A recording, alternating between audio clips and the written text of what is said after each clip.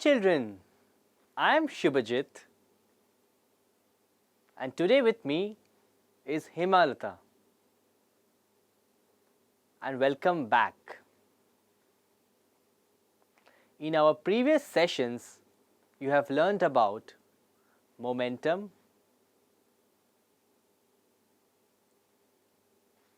the second law of motion and applications of the second law of motion. Now, let us gather some information on the third law of motion and the conservation of momentum.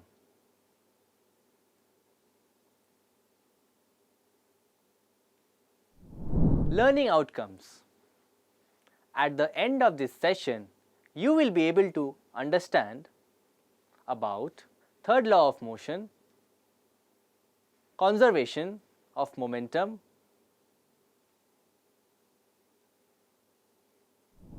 keywords: motion, force, action, reaction,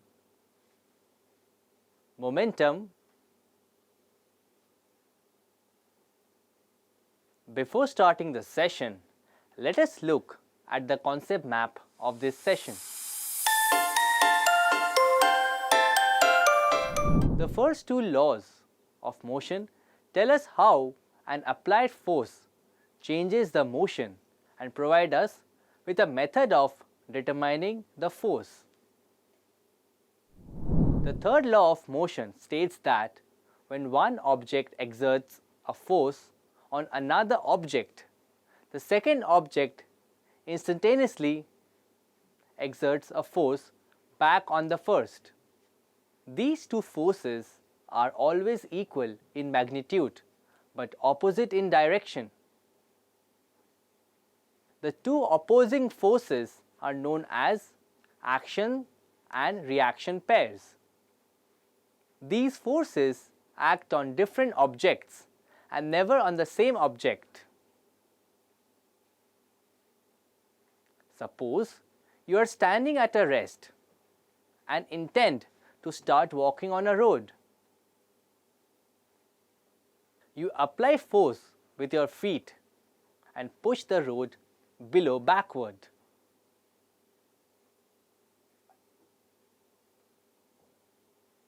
The road exerts an equal and opposite force on your feet to make you move forward.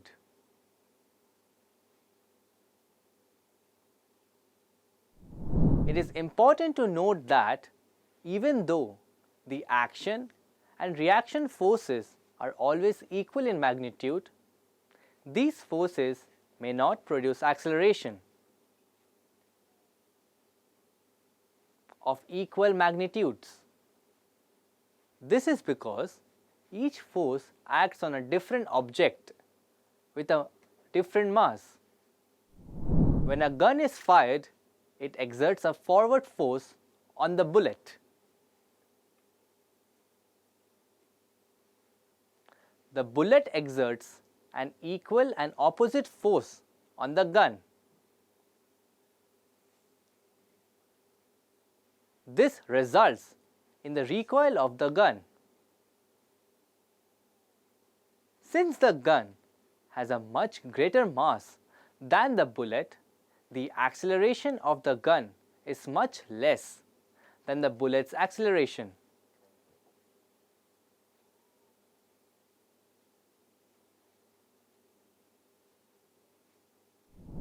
The third law of motion can also be illustrated when a sailor jumps out of a rowing boat.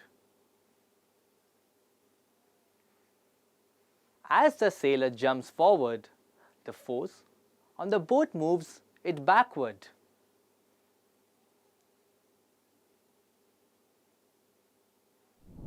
Suppose two balls A and B of masses MA and MB are traveling in the same direction along a straight line at different velocities of UA and UB respectively. and there are no other external forces acting on them. Let UA greater than UB and the two balls collide with each other. During the collision, which lasts for a time t, the ball A exerts a force F AB on the ball B, and the ball B exerts a force F BA on the ball A.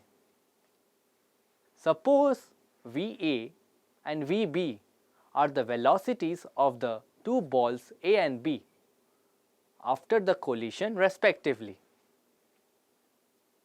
The momentum of ball A before and after the collision are MA, UA and MA, VA respectively. The rate of change of its momentum FAB during the collision will be MA, VA minus UA whole divided by T. Similarly, the rate of change of momentum of ball B FBA during the collision will be MB, VB minus UB whole divided by T. According to the third law of motion, the force FAB exerted by ball A on ball B and the force FBA exerted by ball B on ball A must be equal and opposite to each other. Therefore, FAB equals to minus FBA MA into VA minus UA whole divided by T equals to minus MB into VB minus UB whole divided by T. After solving this, we get MA into UA plus MB into UB equals to MA into VA plus MB into VB. Since MA into UA plus MB into UB is the total momentum of the two balls A and B before the collision and MA into VA plus MB into VB in the total momentum after the collision. We observe that the total momentum of the two balls remain unchanged or conserved, provided that no other external force acts on them. The law of conservation of momentum states that in the absence of a net external force on the system, the momentum of the system remains unchanged. Points to remember. The third law of motion states that for every action there is an equal and opposite reaction, and they act on two different bodies. The action and reaction forces are always equal in magnitude. These forces may not produce accelerations of equal magnitudes.